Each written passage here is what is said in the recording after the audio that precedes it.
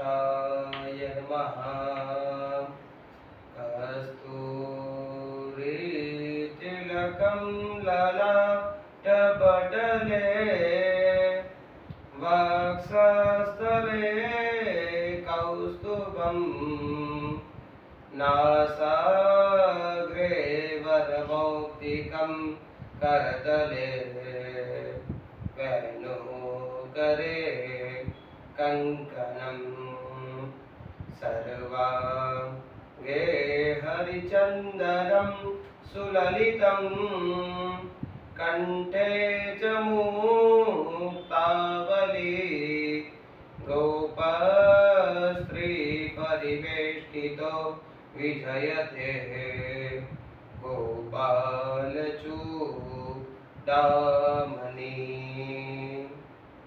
अकारं करुणावरुणालय भक्तवांछा कल्पतरु तड़िद्युत परात्पर श्री भगवान कृष्ण की वांग्मयी शब्द स्वरूपा श्रीमद् भागवत में ज्ञानपीठ से आचार्य कौशल जोशी यहाँ पर प्रत्येक दिन में हम श्रीमद् भागवत जी के एक एक श्लोकों का अर्थ समझेंगे कि एक एक श्लोक कितने महत्व के हैं। जो भागवत 12 स्कंद 335 अध्याय और 18,000 भागवत जी के श्लोक हैं, तो माँ पराम्बा भगवती की कृपा से और कुल देवी की कृपा से ये बहुत ही अच्छी शुरुआत, जिससे धर्म का उदय हो और धर्म जो आने वाली पीढ़ी है वो समझे कि हमारे शास्त्रों का कितना महत्व है। इसी महात्म्य को जानने के लिए आइए सुंदर भागवत के प्रथम श्लोक में प्रवेश करते हैं। जब भी कोई चीज यदि आप खरीदते हो तो उस चीज का आपको महत्व होना चाहिए। महत्व के बिना कोई चीज मिल जाए तो उसकी कदर होती नहीं है। तो इसीलिए पद्म पुराण के 6 अध्याय में श्रीमद् भागवत का महात्म्य का निरूपण किया है।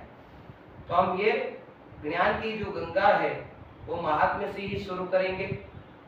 आइए भगवान ठाकुर जी के चरणों में नमस्कार करते हुए नंद नंदन ब्रज नंदन यशोदा नंदन के चरणों में नमस्कार करते हुए और हमारी राधा रानी के चरणों में नमस्कार करते हुए वृंदावन बिहारी लाल के चरणों में नमस्कार करते हुए आज की मंगलमयी वाणी का प्रारंभ करते हैं।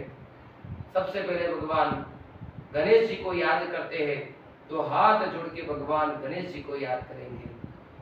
वक्रतुंड महाकाय सूर्यकोटि समप्रभ निर्विघ्नं कुरु मे देव सर्वकार्येषु सर्वदा। गणपति गजानन महाराज की जय।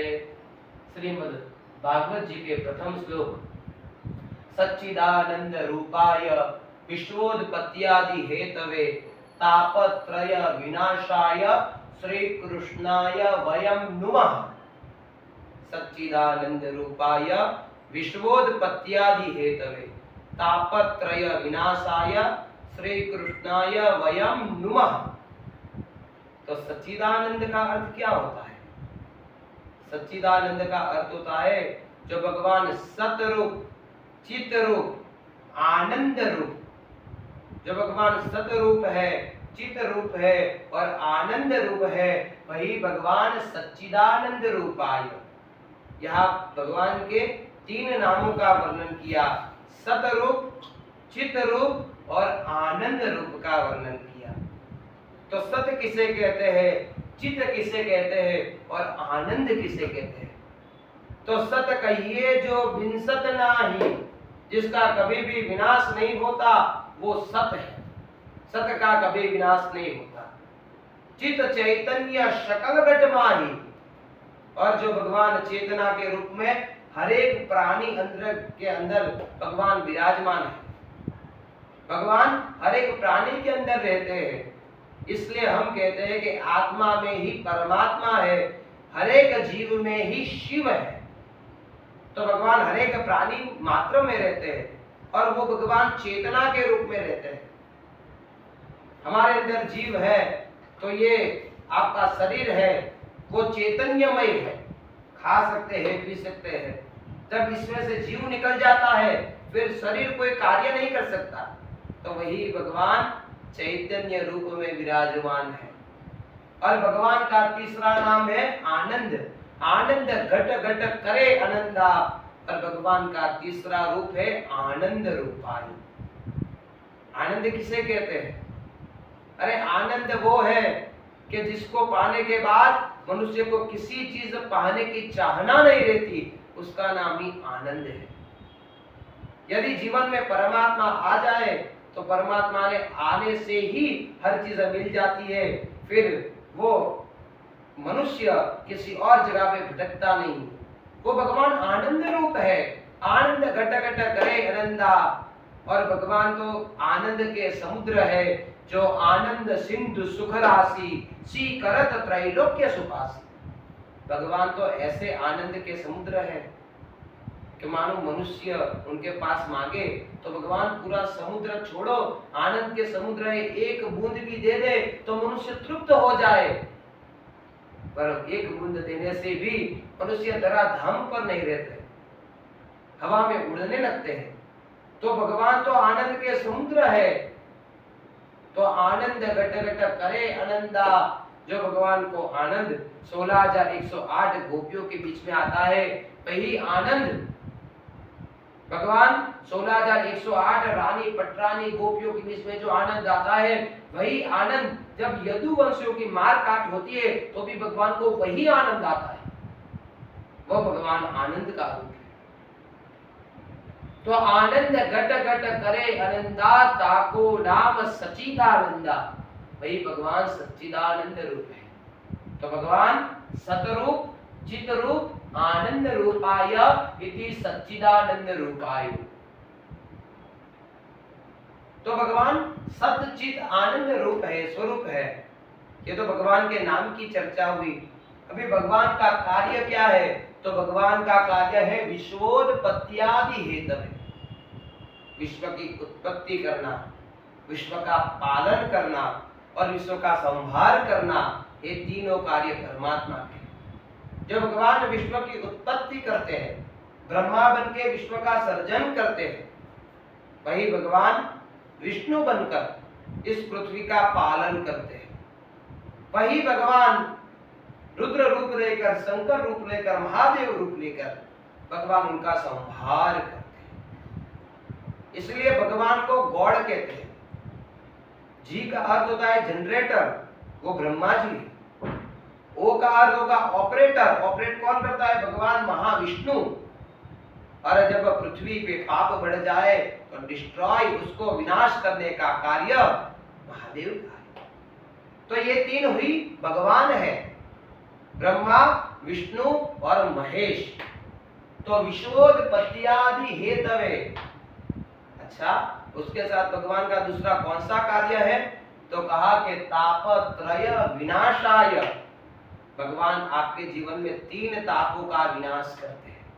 भगवान आपके जीवन में 3 तापों का विनाश करते हैं। कौन कौन से ताप? देहिक देविक भौतिक तापा राम राज्य काहू नहीं व्यापा। आदि दैविक ताप, आदि भौतिक ताप, आध्यात्मिक ताप। आदि दैविक ताप यानी जो ताप हमें देवताओं से प्राप्त होता है।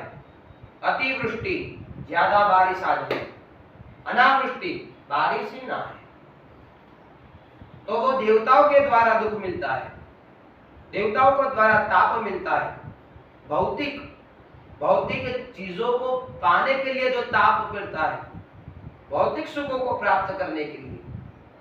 हम अपने दुख से दुखी नहीं है, दूसरों के सुख से दुखी। दूसरे के सुख देखते हैं तो हम दुखी हो जाते हैं। तो भौतिक सुखों को प्राप्त करने के लिए जो ताप मिलता है उसको आदि भौतिक ताप कहते हैं। और तीसरे नंबर में आध्यात्मिक ताप का भी 2 प्रकार है। एक है शारीरिक, दूसरा मानसिक। जिसमें शरीर में पीड़ा होती है उसको शारीरिक ताप बोलते हैं। जैसे ज्वर आ जाना, फोड़ा फुंसी होना, ये सब कैसे पाप है? तो शारीरिक है और मानसिक। प्रभु जी, शरीर में तो कचरा नहीं है, पर मन में बहुत ही कचरा पड़ा है। तो वो भी एक ताप है जो जीने नहीं देता। मनुष्य यदि शरीर से दुखी नहीं है तो मन से दुखी है, और मन से दुखी नहीं तो शरीर से दुखी है, पर इनमें से मुक्त नहीं है। तो भगवान तो तापत्रय विनाशाय आदि दैविका, आदि भौतिका, आध्यात्मिका तीन तापों का विनाश करने का कार्य परमात्मा का है। ऐसे ही भगवान श्री कृष्णाय, भगवान श्री कृष्ण, श्री यानी राधा रानी, श्री यानी लक्ष्मी जी, श्री यानी सरस्वती, श्री कृष्णाय, यहाँ पर चतुर्थी विभक्ति का प्रयोग किया। संस्कृत की भाषा में देखोगे तो यहाँ श्री कृष्णम आना चाहिए, पर यहाँ श्री कृष्णाय कहा, चतुर्थी विभक्ति है। रामाय, कृष्णाय, चतुर्थी विभक्ति है। क्यों?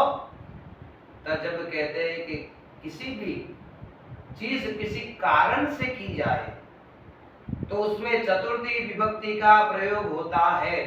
तो हम श्री कृष्णाय वयम नुमः, भगवान कृष्ण को नमस्कार तो करते हैं, पर हमारा प्रयोजन कौन सा है? तापत्रय विनाशाय, ये तीन तापों का विनाश हो, यह हमारा प्रयोजन है। तापत्रय विनाशाय श्री कृष्णाय वयम, हम सब, नमः नहीं है, नुमः, नुमः यानी नु स्तुति के अर्थ में है, भगवान की स्तुति कर रहे हैं। तो यहाँ पर श्री कृष्णाय वयम नुमः, भगवान कृष्ण के चरणों में, नंद नंदन, आनंद कंद, यशोदानंदन के चरणों में कोटि कोटि नमस्कार करते हैं। तो वही भागवत जी का प्रथम श्लोक, सच्चिदानंद रूपाय विश्वोत्पत्त्यादि हेतवे तापत्रय विनाशाय श्री कृष्णाय वयम नुमः। अभी आइए दूसरे श्लोक की तरफ हम बढ़ते हैं। दूसरे श्लोक में यही भागवत जी के परम भागवत भक्त और शिरोमणि ऐसे सुखदेव जी महाराज को नमस्कार किया। सुखदेव जी महाराज की प्रार्थना किए, वैराग्य रूप है, वैराग्य रूप की यहाँ पर प्रार्थना की। यं प्रव्रजन्तमनुपेतमपेत कृत्यं द्वैपायनो विरह कातर आजुहाव उतरेति तन्मयतया तरवोभिनेदोस् त्वं सर्वभूतहृदयं मुनिमानतोऽस्मि। यह दूसरे श्लोक में सुखदेव जी महाराज की वंदना की।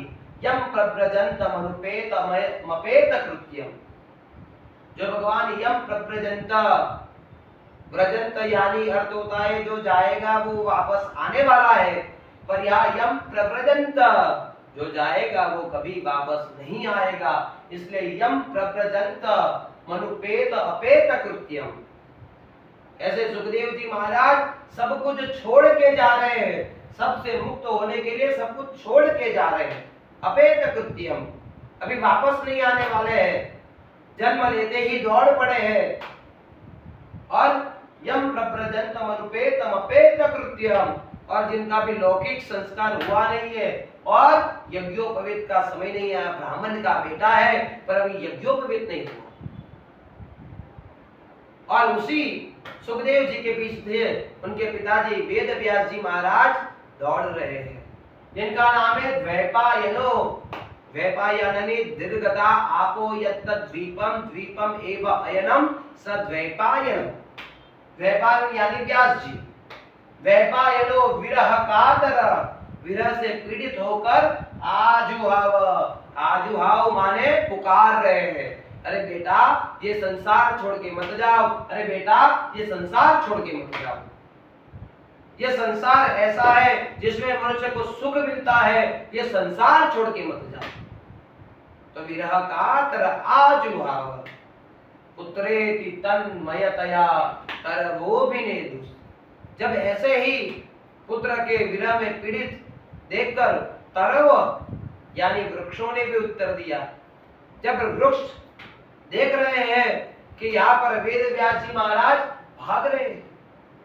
तब जब वेद व्यास जी महाराज कहते हैं कि बेटा रुक जाओ, ये छोड़कर कहीं मत जाओ, बेटा रुक जाओ, तब वृक्ष भी उत्तर देते हैं। इस वृक्षों की ध्वनि को सुनकर वेद व्यास जी रुक गए। वेद व्यास जी को वृक्ष ने पूछा कि वेद व्यास जी, इस चराचर जगत में दो प्रकार के प्राणी होते हैं, एक प्राणी जो है चर प्राणी और एक प्राणी जो है अचर प्राणी। हम तो अचर प्राणी है और आप चर प्राणी हो। आपने श्रीमद् भागवत महापुराण की रचना की, 4 वेदों की भी रचना की, इन सब की भी आपने रचना की है, फिर भी आपके मन से ये मोह गया नहीं। और हम कैसे, हम तो अचर है, फिर भी हमारे कितने पुत्र नष्ट हो जाते हैं, पर हम किसी के पीछे भागते नहीं है। व्यास जी कहे कि आपके कौन से पुत्र नष्ट हो जाते हैं? तब कहते हैं कि ये पुष्प गिरते हैं, ये पत्ते गिरते हैं, ये फल गिरते हैं, ये कौन है? ये सब हमारे पुत्र है, हम में से ही उत्पन्न होते हैं, पर आज तक हम किसी के पीछे नहीं भागे। और आप तो चर प्राणी हो, आप तो जानते हो कि संसार वो जीने लायक नहीं है। यदि मनुष्य वैराग्य की ओर जा रहा है तो उससे उत्तम मार्ग नहीं है, तो आप अपने बेटे को इसमें घसीट रहे हैं। जब इस प्रकार वृक्षों की ध्वनि द्वैपायन यानी व्यास जी ने सुनी, व्यास जी वहां पर रुक गए और रोकने के बाद यहाँ सम्यक्प्रास अपने आश्रम है, उस आश्रम में लौट आए। तो ऐसे ही तम सर्वभूत हृदयम, ऐसे सभी भूतों के हृदय में विराजमान जो सुखदेव जी महाराज है, ऐसे ही मुनि मानतोस्मि, ऐसे ही मुनि को यहाँ कोटि कोटि वंदना की। तो प्रथम श्लोक के अंदर यहाँ पर हमने भगवान कृष्ण को नमस्कार किया, दूसरे श्लोक में यह भागवत के जो प्रवक्ता है, सब प्रवक्ता कहे जाते हैं, जो बुला हुआ बोलते हैं वो प्रवक्ता है, वक्ता तो केवल और केवल वेद व्यास जी है। तो ऐसे प्रवक्ता को भी नमस्कार किया है। यह दूसरे श्लोक का महात्म्य हमने सुना।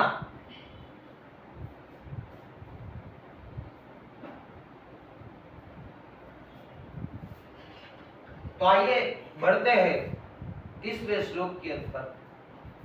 तो यहाँ तीसरे श्लोक में बताया कि नैमिषेषुतमासीन मभिवाद्य महामतिम तथा मृत रसास्वादा कुशल शौनको ब्रवीत। तो नैमिषारण्य क्षेत्र है, वो नैमिषारण्य क्षेत्र में श्रुत महापुराणी विराजमान है। ये नैमिषारण्य क्षेत्र क्या होता है और इनका नाम नैमिषारण्य क्यों पड़ा? एक बार ऋषि मुनि पृथ्वी लोक पर जब रहते थे, तब मन में सोच रहे हैं कि पृथ्वी लोक पर रहते के लिए अच्छा उत्तम तप हो सके, ऐसा स्थान कौन सा है कि जहां पर बैठकर हम तप कर सके। ऐसी कौन सी जगह है जहां तप कर सके, पर तप करने के लिए कोई स्थान नहीं मिला। सभी ऋषि मुनि मिलकर ब्रह्मा जी की शरण में गए और ब्रह्मा जी को जाकर कहा कि ब्रह्मा जी, हमें तप करना है, पर तप करने के लिए कोई उत्तम स्थान बताइए जिसमें हम तप कर सके। तब ब्रह्मा जी ने यहाँ पर अपना मनोमयी चक्र बनाया और मनोमयी चक्र छोड़ा और कहा कि ये मनोमयी चक्र जहां पर जाके रुक जाए वही स्थान तपस्या के लिए सही है। तो यहाँ मनोमयी चक्र चला है, ऋषि मुनि उनके पीछे दौड़े हैं और वही मनोमयी चक्र सीतापुर जिला के अंदर जाकर यहाँ पर इसकी निमी का अर्थ होता है नोक, तो इसकी नोक चुभ गई है। तो निमि सीरियते यत्र तत् निमिषम, जहां पर इस चक्र की नोक चुभी, तो निमि सीरियते, जहां पर चुभी वहां तत् निमिष क्षेत्र, तो उसको कौन सा क्षेत्र बोला गया? निमिष क्षेत्र। निमि सीरियते यत्र तत् निमिषम, निमिषम एवं नैमिषम, और तत् अरण्यम, वहां पर बड़ा सा वन है, जंगल है, इसलिए उसको अरण्य कहते हैं। इसलिए इस क्षेत्र का नाम नैमिषारण्य है। तो उस नैमिषारण्य में शुद्ध जी महाराज विराजमान है। और शुद्ध जी महाराज कैसे है? अभिवाद्य महामति, जिसकी मति सामान्य नहीं है, महामति।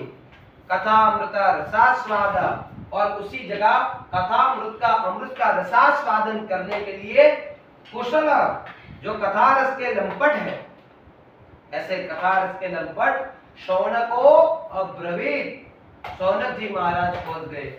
और यहाँ पर शौनक जी महाराज इस जगह पर पहुंच गए जो कथा रस के लंपट है, ऐसे शौनक जी महाराज वहां पर पहुंचे। तो नैमिषे सुतमासीन मभिमाद्य महामते कथामृत रसास्वादा कुशलो शौनको ब्रवीत। तो शौनक जी महाराज का यहाँ पर आगमन हुआ है। होश करना।